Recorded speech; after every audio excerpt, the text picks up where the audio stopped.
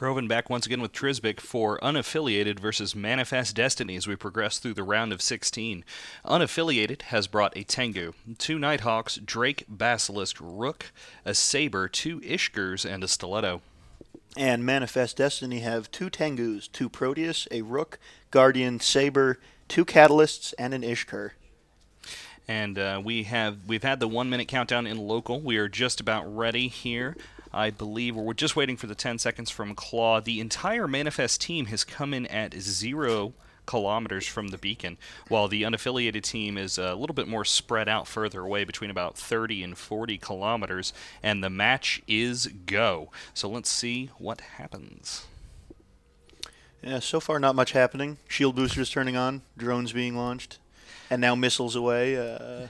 Wait a second, see what's getting shot now. No bombs this time, unfortunately. We are seeing some Vespa EC600s from the Manifest Destiny team, as well as some armor maintenance bots. Looks like all damage drones from the unaffiliated team coming toward the center there. And the Rook from Manifest Destiny going down in very short order. Yikes. Guardian got 1 rep cycle off on it, but it was nowhere near enough. Yeah, that looked painful. Now the Saber, who was largely responsible for that, as well as the damage drones, the Saber now being punished, and the Saber has been taken down very quickly. Meanwhile, the Tech 3 cruisers for Manifest have made it out into the bulk of the unaffiliated fleet, and we'll see what kind of damage output they've got. Now we're seeing these catalysts just being absolutely demolished under the wave of damage here. The catalyst for Manifest Destiny.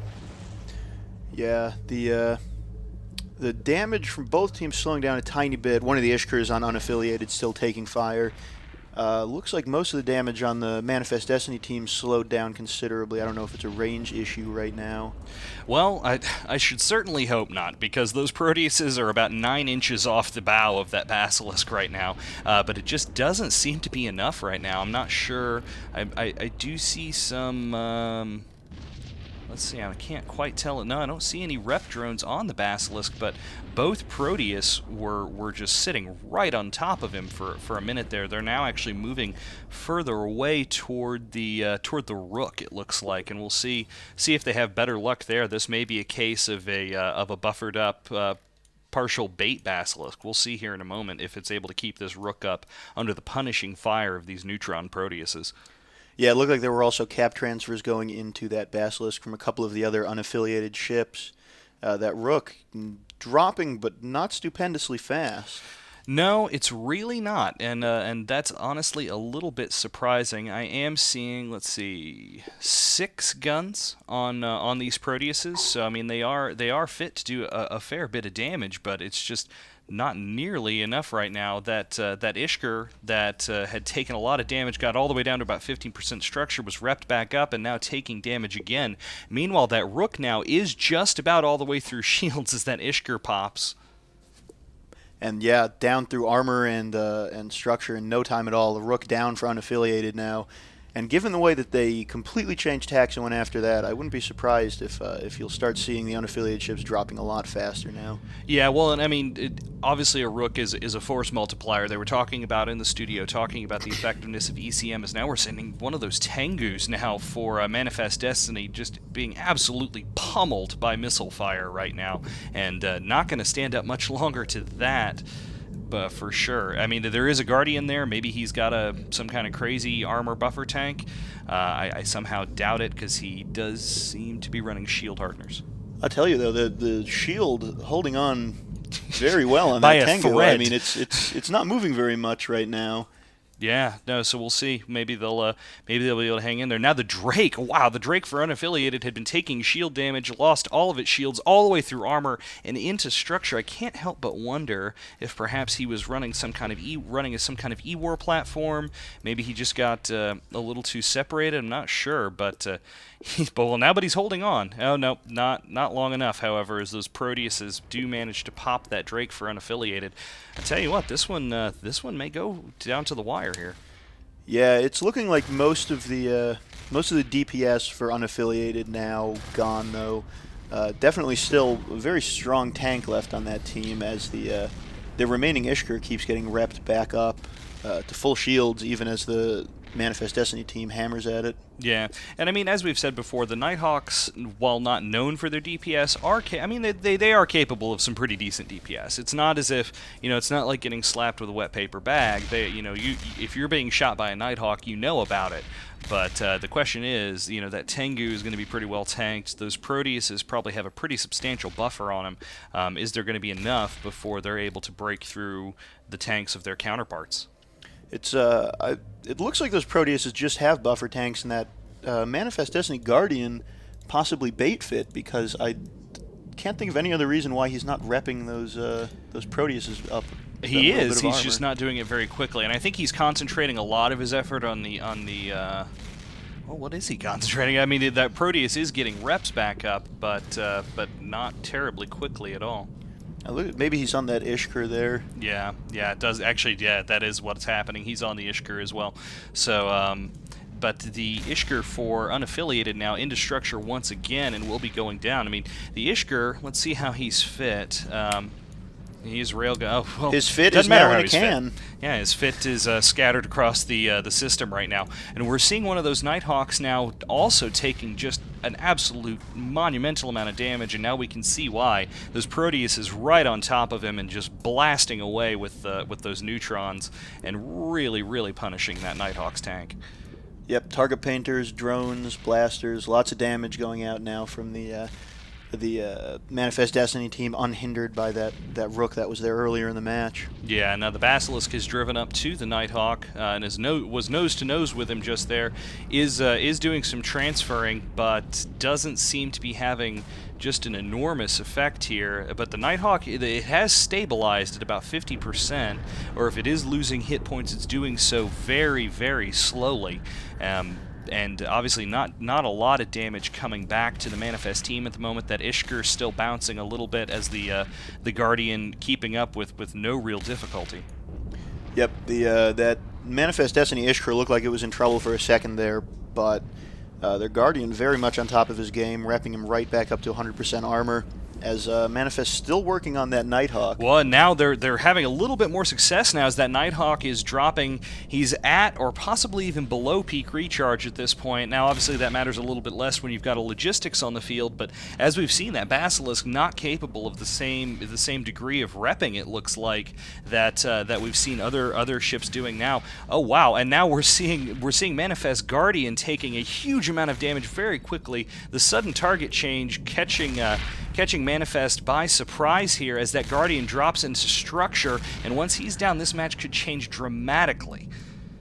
Yeah, it really depends on how well tanked those Proteuses are now without the support.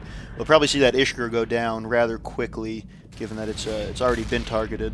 Yeah, poor little guy. His Guardian buddy was keeping him up, but without that Guardian there, it's not going to be a much longer match for this Ishkur pilot as he's dropping into structure once again. The Nighthawk, though, now out of shields, and as we've seen with Caldari ships throughout the tournament, once that happens, it's just about all she wrote for those Caldari ships, as we see him now going into armor, deep armor, about to hit structure, and then he will be out of it.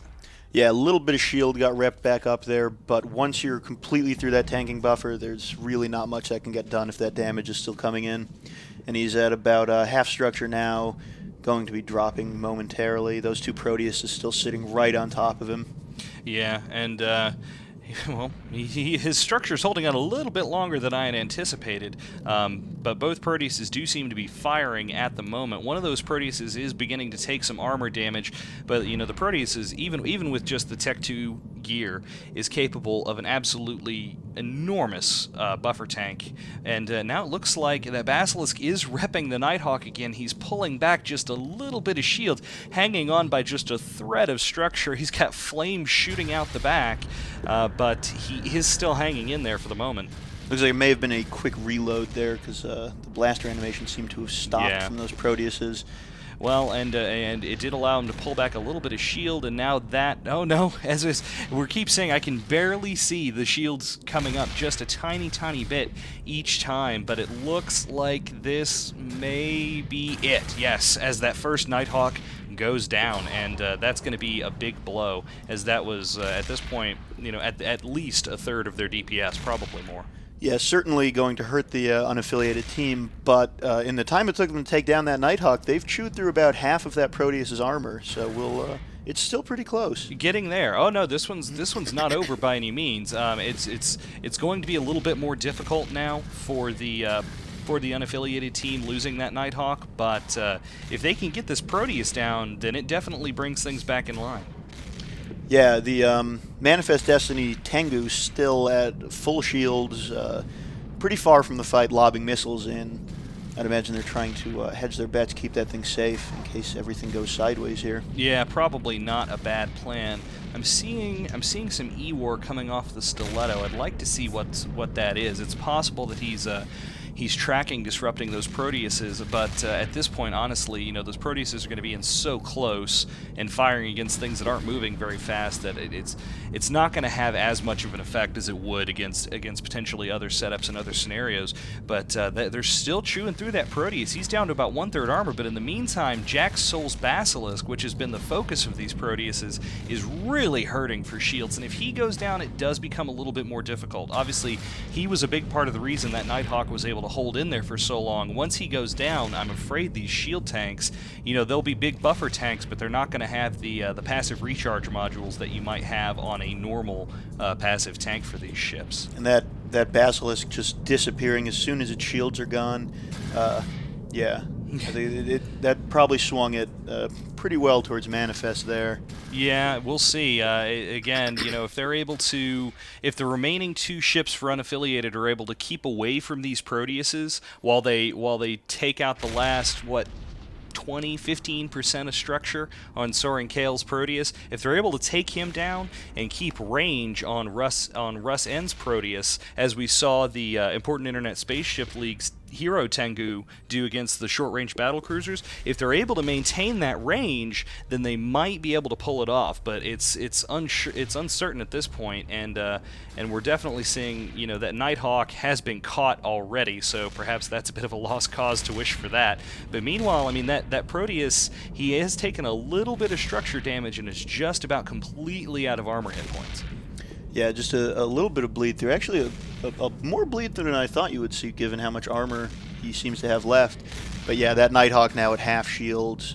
Yeah, and again, without that Basilisk there, even though we weren't necessarily seeing the huge jumps in shield hit points that we normally see from a Basilisk, it was clearly doing something to help keep that first Nighthawk up, and without it there, this Nighthawk is just being demolished by these short-range blaster boats. Is now Soaring Kale's Proteus out of armor. Now at this point, it may be a bit of a race. Obviously, that second Proteus is going to be able to take down that Nighthawk without the Basilisk there.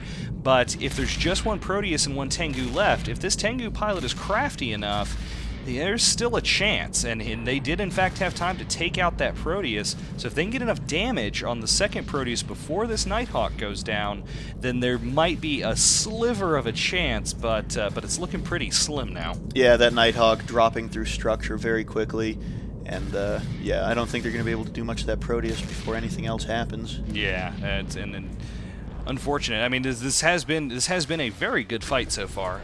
It's been a little bit back and forth. We've got official word that we're going to be running short on time before too long. That Tengu, that final let's see, whose is that? The unaffiliated's Tengu is out at a bit of range. But it may not be enough. We just lost the Stiletto there from looked like missile fire. Yeah, I mean this fight, neither team really a great counter to the other, and both of them strong setup. So definitely very much of a knockdown, drag-out fight. Which is what we like to see in the Alliance tournament, frankly. Now, if this Proteus, we were seeing webs on that Nighthawk before it went down, so if the Proteus is able to get into range where he can overload his web or overload his micro-warp drive and catch this, well, though actually, I'm not sure he's going fast enough to be micro-warp driving. He seems to have either turned it off or maybe he's close enough at this point. But if he's able to web down that Tengu, then this will end a lot quicker if he's able to hold him down, get in range, and bring the damage to bear. Obviously, the other Tengu is still managing to land hits, which is why we're seeing some damage on there. But it would be a while if it was just Tengu on Tengu here. That it would, and I'd imagine, being that they are T3 ships, they've been overheating for much of the fight. Right, absolutely. Of course, the T3, the actual ship bonuses for T3 involve reducing the damage taken to your modules by overheating, so you have a little bit more leeway in how long you're able to overheat stuff. We've gotten the 1 minute warning in local now. At this point, it's probably just going to be about Squatchy here trying to take his Tengu out of the arena in one piece. I would think. Yeah, I don't know if they'll be able to take him out in that remaining minute. Maybe they'll let him keep it if it Yeah, survives. I think you guys should let the pilot keep his Tengu if he manages to get out of the arena in one piece. But don't that's send just in the jeeps. yeah. But well, now I'm not sure. Now the Proteus still doesn't seem to be in range because I'm not seeing blaster effects or webs or anything like that. In fact, the Proteus seems to be really. Oh, okay. Well, the Proteus is participating in the grand tournament tradition of looting. We're seeing it looks like he's driving over there toward a can at the moment. Oh no! In fact, he's driving toward nothing. Oh well. I was going to give him credit. I was going to give him 10 internet points for looting during the match, but instead I deduct 10 internet points. So the match has been stopped by Judge Dredd CCP Claw in local. So unaffiliated do get to walk away with one Tengu intact. But other than that, a very solid victory for Manifest Destiny. Yep.